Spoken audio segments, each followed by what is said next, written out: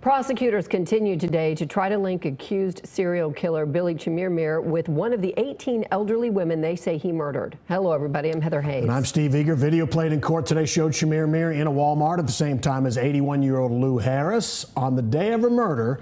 And hours after, police say he had Harris's house keys and jewelry. Fox 4's Alex BOYÉR has more from the courthouse live. Alex.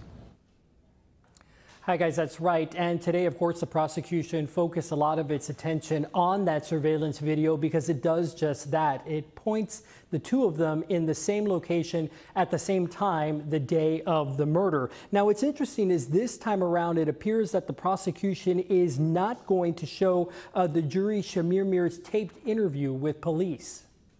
What do we see here? A back patio with the back door into the house. On day 2 of the retrial of accused serial killer Billy Chemirmir, the jury saw crime scene photos taken at Lou Harris's North Dallas home.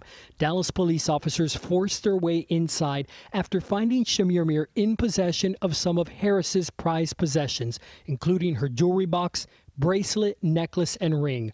Officers found Harris dead on her bedroom floor. Ms. Harris's makeup appeared to be complete, done, except for her lipstick. It appeared to have some smearing or removal.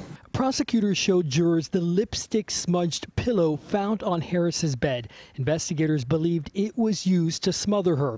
Under cross-examination, the defense tried to instill doubt. There appeared to be some trails of blood near her nose and her mouth. Do you remember that? Yes, sir, I do. There was no blood on that pillowcase, right? Yeah, unobserved. No. The detective also testified keys found on Chemirmir at the time of his arrest belonged to Harris. That same set of keys turning the deadbolt on Ms. Harris's door? Yes, sir. Harris's former son-in-law testified that the 81-year-old would never have given away or sold her jewelry. Harris also collected $2 bills as gifts to family and friends. She would order them from the bank so that she would, like one of those bundles you see in the movies. Investigators say Chemirmir had dozens of $2 bills in his possession at the time of his arrest. The jury was then shown surveillance video from a Walmart near Harris's home.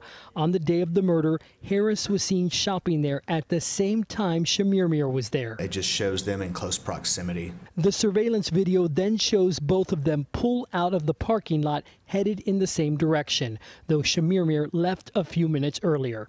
Nothing appears to show them having any communication, correct? Not with each other, no, sir. Prosecutors believe Chemirmir was victim hunting at the Walmart and Harris became his last target. He was already suspected of other murders, but it wasn't until hours after Harris's murder that police picked up his trail and arrested him, with Harris's possessions wearing the same shirt and hat seen in the Walmart surveillance video. And the medical examiner testified today that Lou Harris died from asphyxiation. He added that it is possible that that lipstick-stained pillow was used as the deadly weapon, although he contended that he could not be certain. The prosecution continues its case tomorrow.